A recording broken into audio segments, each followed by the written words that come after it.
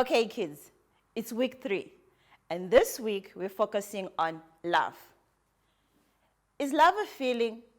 We say love a lot. We say I love rice, I love pizza, I love that artist, I love that color.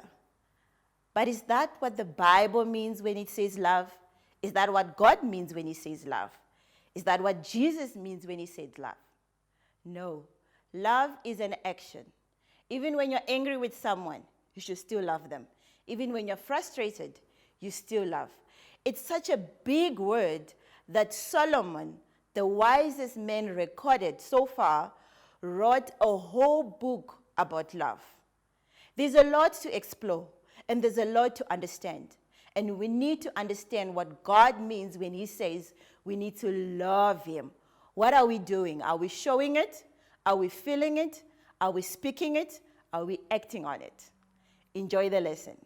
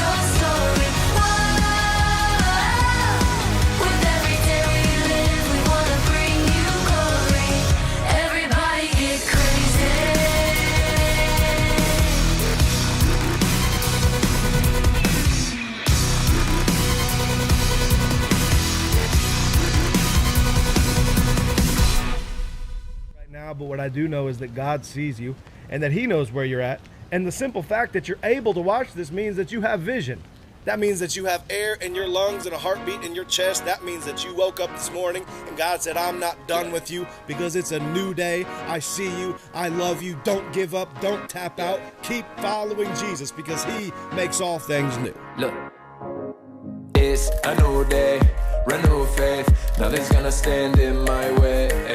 New mercy and new grace. Got a peace when I seek your face. What you want from me? What you want from me? Where you want me to go? Who you want me to see? What you want from me? What you want from me? Where you want me to go? Who you want me to see? I need you first thing in the morning. When I'm rising up, Lord, get me going. I need your sun to guide me through. Won't dance, but I might need to. You're the reason why we do like, oh. I'ma give you praise like, oh. Every single day like, oh. I'ma give you praise like, It's a new day, renewed faith. Nothing's gonna stand in my way. New mercy and new grace. Got a peace when I seek your face. What you want from me? What you want from me? Where you want me to go? Who you want me to see? What you want from me? What you want from me? Where you want me to go? Who you want me to see? Yeah. I need you in the AM. In the morning. When I don't wanna go, wanna stay in. You like, boy, quit playing. Well, I'm just saying, you made my soul come awake. Help me get up, conquer a new day. Was in the dark, but I seen a new ray. The newest come, the old passed away. So pump it up, let's get down to the new sound. Your old ways can no longer keep you bound. Gotta get rid of the things that bring you down. A new day, you are standing on new ground. I need you first thing in the morning. When I'm rising up, Lord, get me going. I need your sun to guide me through.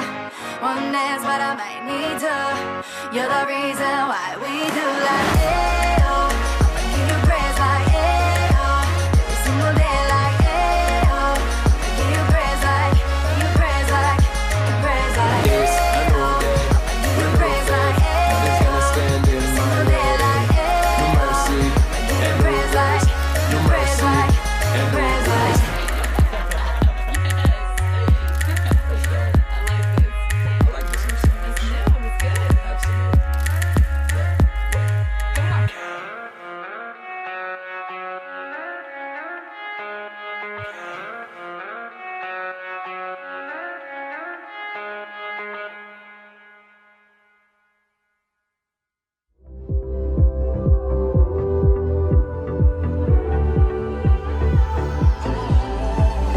When I was searching, your love was never far.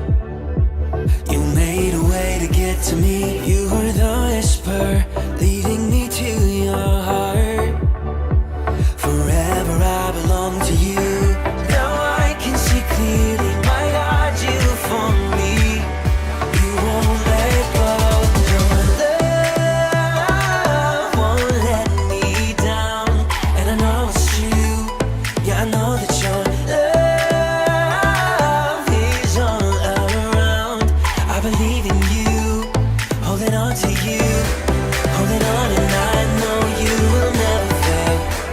I want all of you, you never change. Your love won't let me down. Love won't let me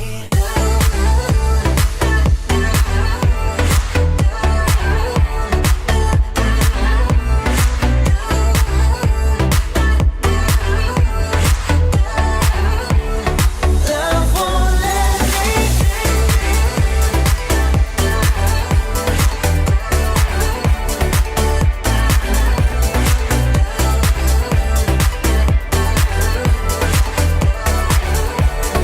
Love won't let me. Right when I need you, you listen as I pray. You leave the 99 for me. You paint the sky with promises of your grace. So I will find my way to you. Now I can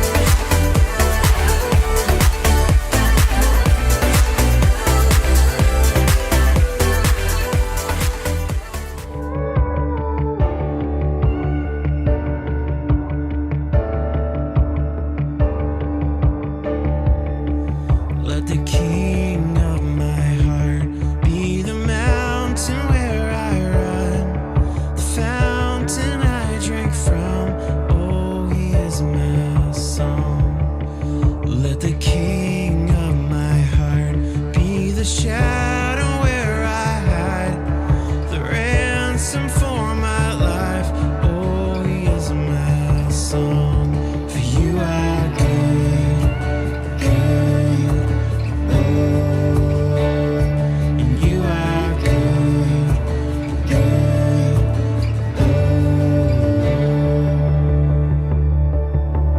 Let the king of my heart be the wind inside my sails, the anchor in the waves. Oh, he is my song. Let the king of my heart be the fire inside my veins, the echo of my days. Oh, he is my song. For you are good, good. Oh, for you are good, good. Oh, you are good, good. Oh, for you are good, good.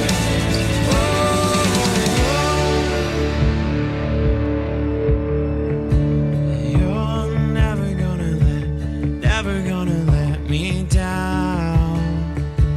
You're never gonna let me down. You're never gonna let me down. You're never gonna let me down. You're never gonna let me down. 'Cause you're never gonna let me down. You are good, good. Oh, you are good, good. Oh, you are good, good. Oh, you are good, you're good, you're good. Oh.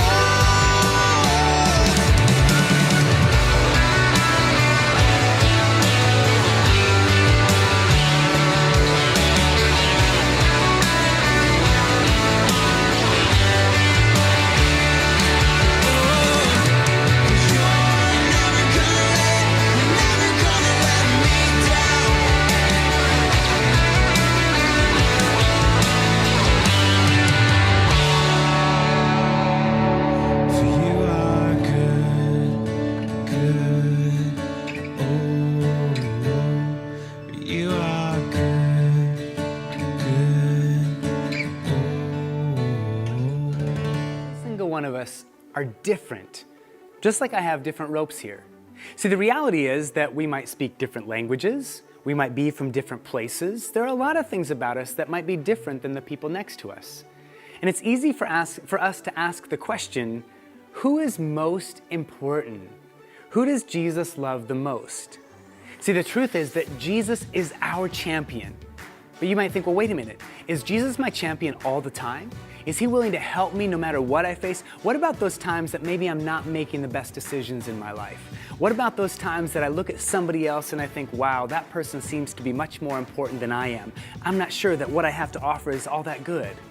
See, the truth is that we are all different. We are from different places. We do face different challenges. We do face different obstacles.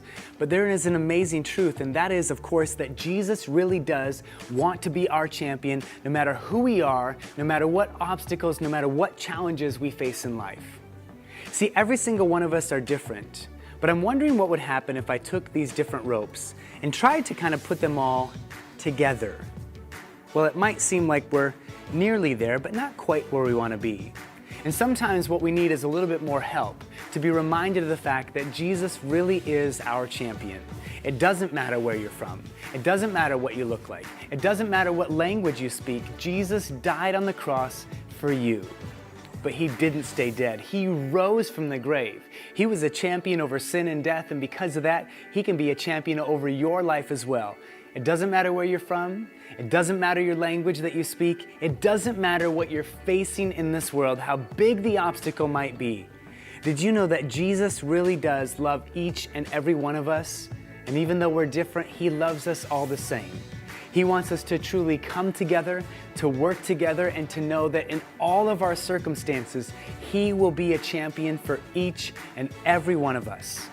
So no matter who you are, you should always know that Jesus is your champion. For thousands of years, every morning and evening, Jewish people have prayed these well-known words as a way of expressing their devotion to God. They're called the Shema.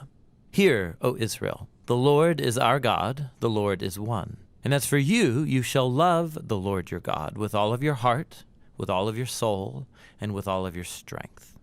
We're going to look at the third key word in this prayer, how Israel is called to love their God. But what does that mean? Love is a very common word in most languages, as it is in ancient Hebrew. It's pronounced ahava. It most basically refers to the kind of affection or care that one person shows another. It sometimes describes physical affection, like the king of Persia's love for Queen Esther. But there are other Hebrew words that more specifically refer to physical desire or sex. Ahava is more broad. So Abraham had ahava for his son Isaac, that's parental love. Jonathan showed ahava for his friend David, that would be brotherly love. In fact, a whole group of people can have ahava for their leader, like when the Israelites showed love for their King David. Ahava can even describe loyalty between political allies, like Hiram, the king of Tyre, loved David. They had good relations, and so Hiram wanted to help David's son Solomon build the temple. These are all different kinds of affection described with the one word, ahava. Now, all of this is helpful for understanding God's ahava in the Old Testament. So in Deuteronomy, Moses told the Israelites, God showed affection for you. He chose you because of his ahava for you. So God doesn't love because the Israelites earned it or deserve it. It simply originates from God's own character. He loves because he loves. This is why Jeremiah can say that God's love is everlasting. It has no end because it has no beginning. God's love just is an eternal fact of the universe. And God's love is not a duty, it's a genuine feeling, an affection that God experiences. This is why the prophet Hosea compares God's love for his people to a husband's ahava for his wife, or to a parent showing ahava for their child. It's one of the strongest things that God feels. But that doesn't mean that God's love is just a feeling. God's love is also in action. It's something God chooses to do. Like when Moses says, because of God's ahava for your ancestors, he brought you out of Egypt with great power. God's love isn't just a sentiment, it is something God does. And so, in the Shema, Israel is called to respond to God's ahava by showing ahava in return. And just like God's love, human love is to show itself through actions. Like in Deuteronomy 10. What does the Lord your God ask of you except to fear the Lord your God, to walk in his ways, to love him and serve him, and to keep his commands? All of these actions are centered around love. If I'm not doing them, I don't actually love God, I just say I do. Which leads to one last thing. In the Old Testament, I show my love for God by how I treat the people around me. In Deuteronomy, we read that God defends the cause of the fatherless and the widow, and he shows ahava for the immigrants among you, giving them food and clothing, and so you also show ahava for the immigrant. So the people are to imitate God's ahava by showing ahava for others. This is the idea underneath the famous line, you shall ahava your neighbor as yourself. And so at the end of the day, all of this is rooted in God's own eternal ahava. Like we read in the New Testament letter of 1 John, we love because God first loved us. And that's the Hebrew word ahava.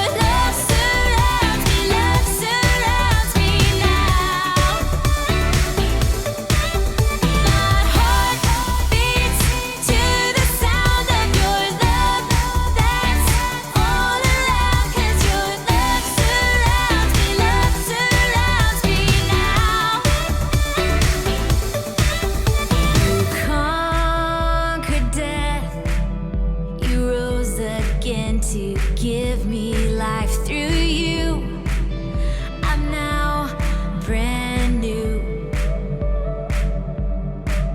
So I will stand in your promise and your spoken truth and give you all I am. Your love surrounds me now.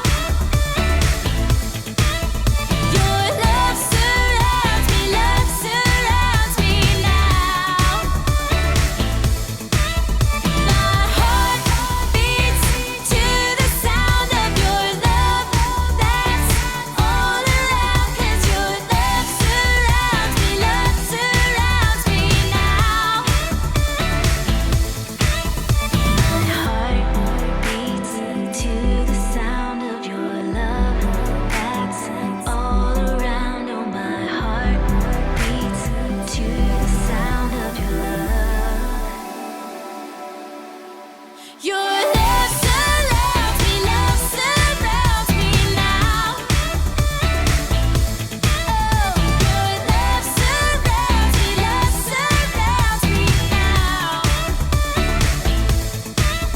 My heart beats to the sound of your love.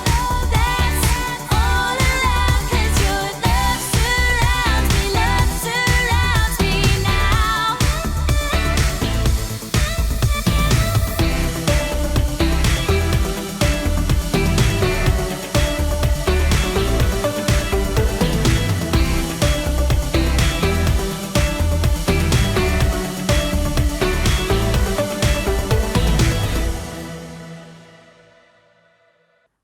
All right. Now, those Hebrews and Jews really knew what they were writing about when they said love.